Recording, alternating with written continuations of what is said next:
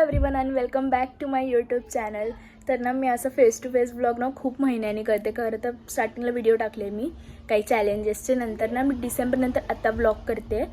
तर खूप एक्सायटेड आहे आणि मला जमत नाही असं बोलायला आता, कारण सवय नाही ना असं बोलायची. आता थोडं चेंज झालं आहे ना, सवय चेंज झाली त्यामुळे.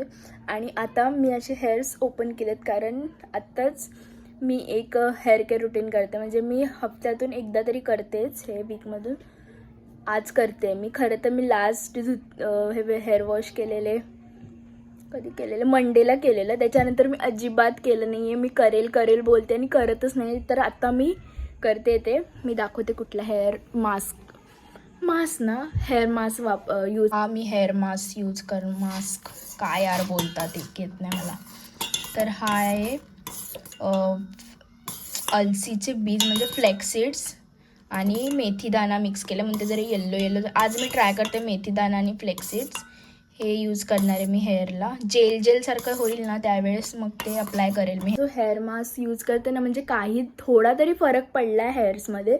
कारण ना माझे जे ड्राय होते, म्हणजे थोडं असं काळजी पण घ्यावी लागते. त्यात मी काळजी न घेणारी मुलगी आहे. म्हणजे मी हेअर केअर नाही करत व्यवस्थित ना, स्किन केअर करते. पहिले तर खूप करायची, आता नाही करते. गार झालं ना तर मग ते जेल पूर्ण एकदम हे राहील, म्हणजे पूर्ण असं घट्ट होऊन जाईल ती जेल. तर मी पटकन काढून घेते आणि हे सगळ्यांच्या घरी असतं असं काय नाही. तर ना मी आता इथं घेतलंय आणि हे ना थोडंसं ना येल्लोइश झाले कारण त्याच्यामध्ये मी मेथी दाणा टाकलेला. तर आता ते मी अप्लाय करेल आणि हे ना 1 तास जरी ठेवलं ना आणि त्याच्यानंतर वॉश केलं तरी चालतं. पण हे रात्री लावून ठेवायचं नाही, तर सगळं बेडशीटला वगैरे लावून जातं ना, पिलोला लागतं म्हणून. आणि एवढं स्ट्रगल आहे ना यार हे लावण्यामध्ये. खूप मोठे हेअर्स बोलते, मोठे हेअर्स किती क्यूट दिसतात आणि मस्त वाटतात यार. म्हणजे फोटोजमध्ये व्हिडिओजमध्ये इवन असं पण चांगलं वाटतं नखरे करायला. तर मी हेअर वॉश केले आणि एकदम असे सॉफ्ट झालेत. म्हणजे बिलकुल असं हे नाही वाटत आहे की असतं ना ते, म्हणजे असं कडक नाही असे वाटत आहेत हेअर्स. एकदम सॉफ्ट आहेत झाले ते. मी मास्क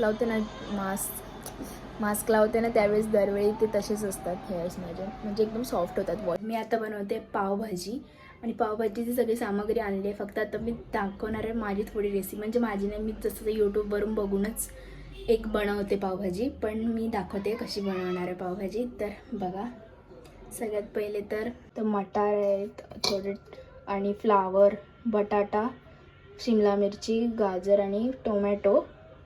आणि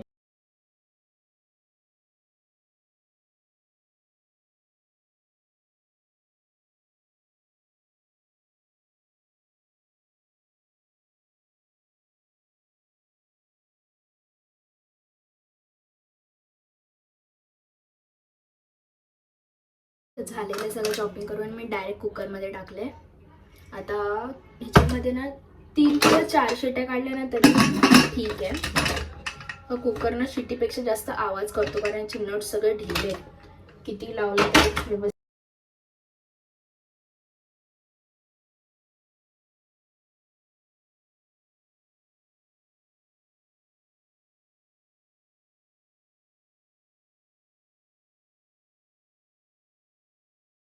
भाजी झाली, शिजली. आता फक्त त्याला स्मॅश करायचंय, म्हणजे गार झाल्यावर स्मॅश.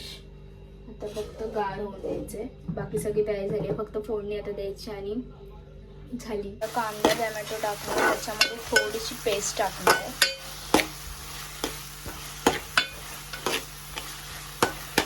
त्याच्यामध्ये मी हळूहळू सगळे मसाले टाकते. म्हणजे आता मीठ टाकते,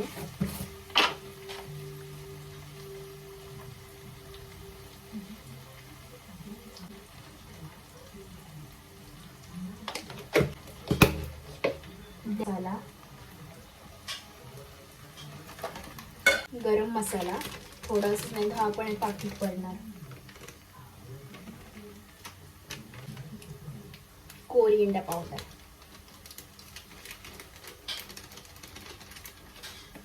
मग जिरा पावडर,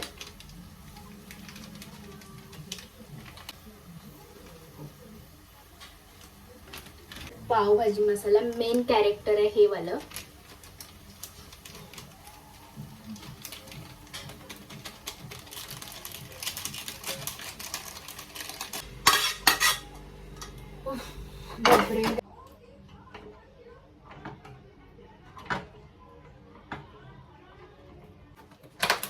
थोडासा बटर टाकतं त्याच्यामध्ये म्हणजे तसं येईल ते.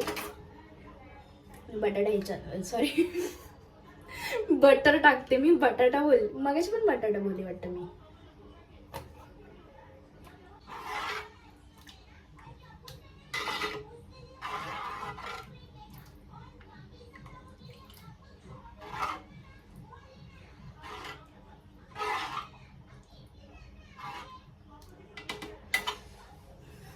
खरंच खूप छान झाली आहे. म्हणजे लास्ट टाइम पेक्षा पण खूप चांगली झाली. कारण आता स्पायसीनेस ना खूप जास्त आलाय. म्हणजे थोडासा आहे पण ठीक आहे. कसं वाटतंय? खूप रडायला. मी तर 2 कांदे हे केले आणि तू फक्त अर्ध्या कांद्यामध्ये हार मारलीस. एक आहे. अजून काय पाहिजे? देऊ काय काम? नको. पाव भारी पडली पावभाजी. टेस्ट मध्ये कशी आहे आम्हाला काय माहिती. नाही खाल्लीस अजून? नाही. दिलीच नाही तुला तर खाशील कशी मग.